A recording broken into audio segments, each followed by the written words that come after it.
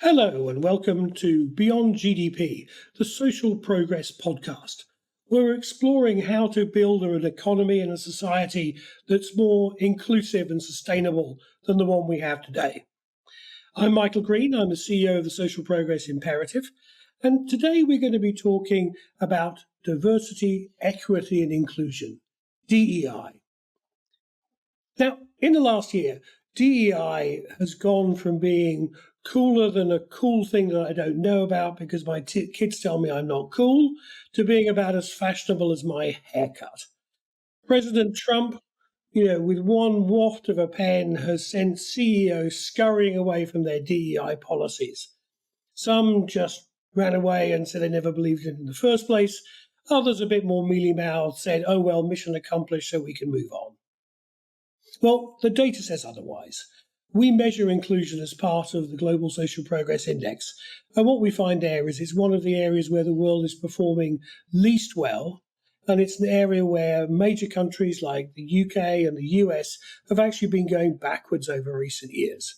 So it's definitely not mission accomplished at all. So what are we going to do to tackle this inclusion diversity challenge? I'm delighted to discuss it with me is Elmira Bayrasli.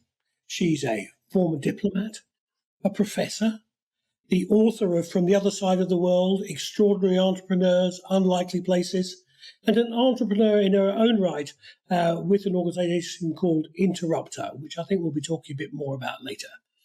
Elmira, very welcome to Beyond GDP, and thank you for joining us. Now, come on, tell us, from your perspective, where have you seen an issue around diversity, inclusion that's driven the vision of Interruptrr? Well, first, Michael, thank you so much for inviting me onto the show. As you mentioned, I am an entrepreneur. In 2014, as I was writing my book about entrepreneurs around the world, I launched what has become Interruptrr. It started out as a passion project, really to counter the notion that there are no female experts in XYZ. And initially it was very modest. There was a newsletter where you do a roundup of op-eds, analysis, reporting that women have been doing on the issues of the day, whether it is the growing menace that China poses or the current conflicts of the day, including also the state of the economy in the world. And I also added on an element of how do you get more women bylined? How do we get more women into the conversation? And part of that is teaching women how to pitch themselves to editors, to bookers on television stations, and then also really giving them the practical tools on how to write op-eds and share their expertise. I think the impetus behind Interruptrr really was that we know that there are so many different experts out there, and they bring a wealth of not only perspectives, but solutions to issues, whether it is on climate change, extremism and poverty, or global health pandemics. And how do we actually widen the solutions that we have to a lot of these problems? What I was seeing is that we were not tapping into the experts that are out there working on these issues. And that becomes a challenge for everybody, right? Everyone who is in our communities is touched by all of these issues. And so for me, Interruptrr is less focused on diversity, equity, inclusion as it has been defined, but really about let's widen the conversation, let's get more solutions out there, and let's really value the contributions of women. Okay, look, we like data on this show, and people might say, well, look, there are lots of women experts out there. But you actually crunch the numbers about women's representation. Can you give us a flavour about that? Yes. And so this was one of the first things that I did when I started Interruptrr back in 2014. I worked with Media Matters on looking at who are the cable TV shows and the Sunday talk shows bringing on to talk about the global headlines, whatever it is, whether it is inflation or whether it is the current conflict. And what we found was only a quarter of the experts that they were bringing on were women. The majority of those experts are men. And then I went further and I wanted to look at, well, what's the gender breakdown on the op-ed page? This is where a lot of these shows source their experts to come on to their programs. And what I found is when looking at the New York Times, the Wall Street Journal, the Washington Post, and the LA Times across a 30-year period, in increments from 1996, 2006, and 2016, we found that the numbers reflect what we found with Media Matters. Only a quarter of women are weighing in on the pressing issues of the day. They have grown since 1996. You see a steady but very slow increase over 30 years.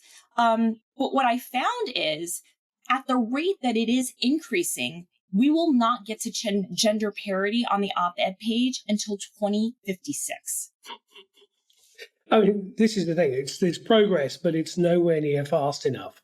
Now, I think you alluded to something earlier that I think it's worth pressing on, which is about this, inclusion, diverse voices isn't about some sort of act of charity.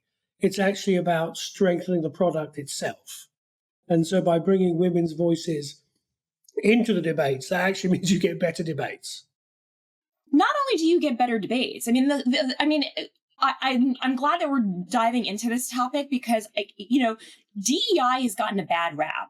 And some of it is justified because I do think that you were talking about the corporations who've embraced it. I think a lot of the diversity, equity, inclusion programs and efforts were largely performative.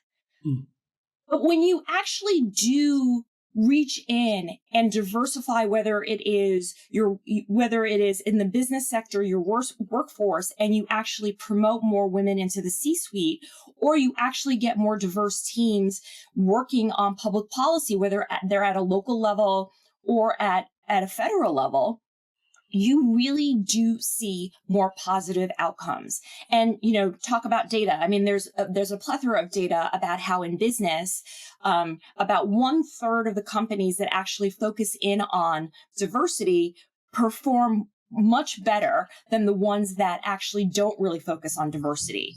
When you're talking about diverse teams in the public sphere in government, what you're also doing is you're finding more solutions to social issues that are going on and challenges. So for me, diversity is actually not about making the table look like a mosaic. It's actually about bringing in people who can bring more solutions, solve more problems, and actually improve all of our lives. I think the thing that people miss about diversity is when you bring people from different backgrounds together, what you're actually getting is more innovation. It's the one reason that the United States has been the capital of entrepreneurship and innovation, because we have historically been bringing in people from all over the world who are able to interact with one another, share ideas, and then solve issues together, and then create products that have benefited all of us around the world. Because we know that many of our institutions are plagued by groupthink. We saw that around Wall Street and the global financial system before the financial crash, that there was just groupthink going on. And we can see that in the policy sphere as well, that people can sort of assume the same things. And actually, having diverse perspectives is a way of inoculating yourself against that groupthink, which actually, as you say, can drive innovation, can drive better policy, better products, because it drives innovation. So actually there's an opportunity embedded in diversity that people often don't see. Well, not only, yes. And so it's not only driving innovation, but I think when you said about stability, I mean, I think one of the things, if you take a look at studies out of the World Bank and the IMF, more diverse teams, particularly in business and in the financial sector, also what you do is you have it eliminates groupthink, but it also forces people to ask harder questions. Like, is this a good idea? And so what you're actually doing is you're lowering risk. You are actually lowering the potential for something to fail because you're getting people to look at something from so many different angles that they're actually anticipating what could possibly go wrong in addition to what can possibly go right. And this is, I think, is part of the problem, is actually people don't always like challenge. People like agreeing with each other. So there's sometimes incentive to actually have the cozy boys club where everyone agrees with each other because it feels like we are working as a team. Whereas actually having challenge, having different perspectives may be less cozy, it may be harder work, but it actually delivers better outcomes. But that means that there's a hump to get over, that people are quite cozy over here, and they've got to recognize the costs of being cozy and realize it may not be so cozy in a more diverse environment, but it's going to be a better, more productive environment. Absolutely. And one of the first, one of the, foundations of entrepreneurship is, it's about being uncomfortable and going to the place where, it is challenged and where there is friction. And I think that when you are uncomfortable, you are actually more inclined to see the risk, the potential risks, in addition to seeing the potential benefits. And here's, when you talk about, I want to bring in actual real examples. You talk about a cozy boys club. Sure, we all want to have an environment where everybody agrees with us and thinks our ideas are great and doesn't challenge us. But that does actually make us lazier, and it actually prevents us from anticipating any problems or challenges that might come ahead. And one of the examples that I always point to is before 9/11 in 2001, you had an all-female team at the CIA, and they had tracked Osama bin Laden and this group called Al-Qaeda. And the all-female team actually sent in reports saying that this group was actually planning a very major terrorist strike on U.S. soil. And because it was an all-female team, literally they were laughed at, they were ignored, and their analysis it went into the dustbin. You saw that happen again on October 7th with Israel. You had a female Israeli member of the Israeli Defense Force who warned her superiors about the unusual activity that Hamas was engaging in the months leading up to October 7th. And again, she was completely dismissed because she was an underling and largely because she was a woman. These are actual real examples of why it is important to actually have people who do not look like you, who do not have the same experience as you, to be on your teams and to actually listen to them, because you will actually be saving hundreds and thousands of lives. So it's what role does sort of targetries play in driving change? It can be performative, but also isn't it fundamental to changing organizations to actually set targets around women in the C-suite, etc.? Yes, and we should set targets. But what we also need to do is that we need to actually then change the environment in which we bring in, whether it's women or people of color, into those workplaces, because those individuals have had a different life experience and they have different challenges than men do. We cannot expect women to come into the C-suite or come into a cabinet position or a leadership position running a local government or a state government, and then actually ask them to then behave like men. They're not men. And where I think DEI has really fallen is that we don't change the culture. We don't think about maybe, the anxiety women have making decisions, or how women approach teamwork or making decisions where they are more inclusive. And we then badger them by saying how either if a woman acts like a man, we say that she's bossy. And when she actually is soliciting opinions, what we say is, oh, well, she's weak, she's a woman. And we bring in these very, very negative stereotypes along to these positions where we've put these women in power, but we don't empower them to actually execute in the way that feels most comfortable to them. So yes, let us continue to keep the targets, but where we really need to change is how people behave in the workplace.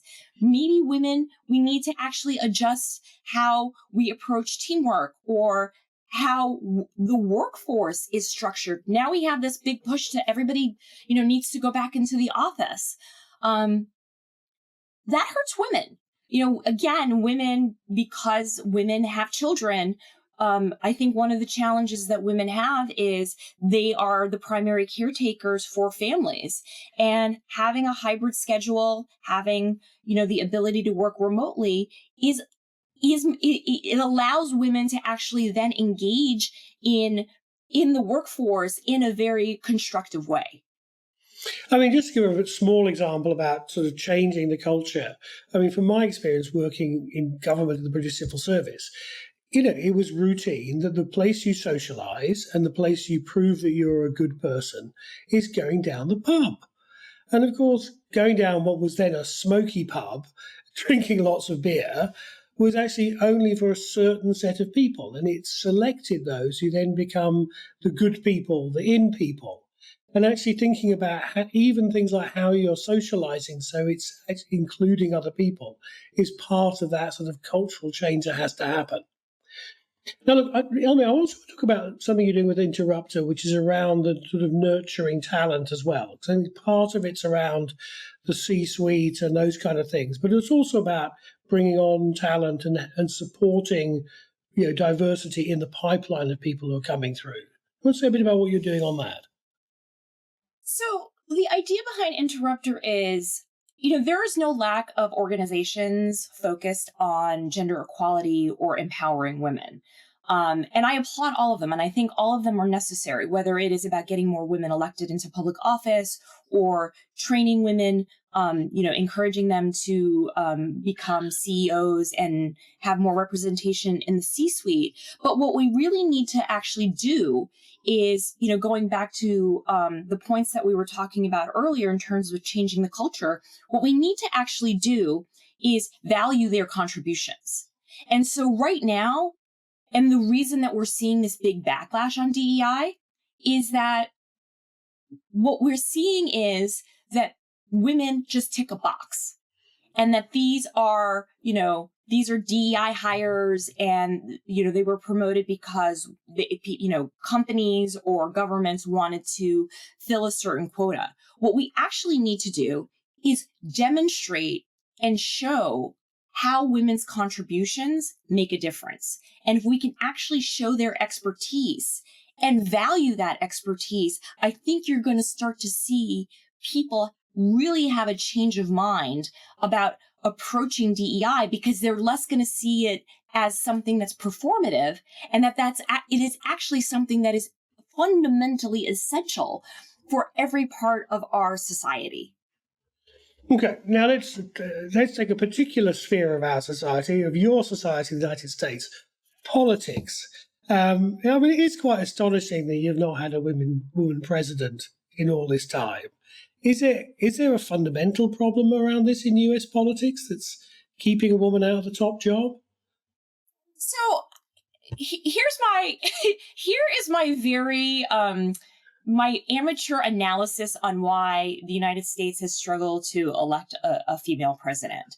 And I really do think it comes down to the government structure that we have here in the United States. We have a two-party system. It is very top down. We have two parties. We have the Democratic Party and the Republican Party. And the Democratic National Committee and the Republican National Committee really control primarily they control money. And so because of that, they are fundraising and then they're tapping which candidates they think can win. That really hurts women. Women, when you take a look at local government, you do see much more representation on city councils or in state legislatures, where again, the flexibility of being near home, being in their communities and working is much more amenable to women. But what I think happens is you have these two Republican, you have the Republicans and the Democrats really controlling who they're going to tap to run on a national level. And they tend not to actually tap women to do it for whatever reason. So my unscientific analysis of why the United States has struggled to do this is simply because of the government structure that we have, where it does not enable women to actually move up the pipeline because you have these two parties controlling it. Now contrast that to the parliamentary systems that you see in Europe.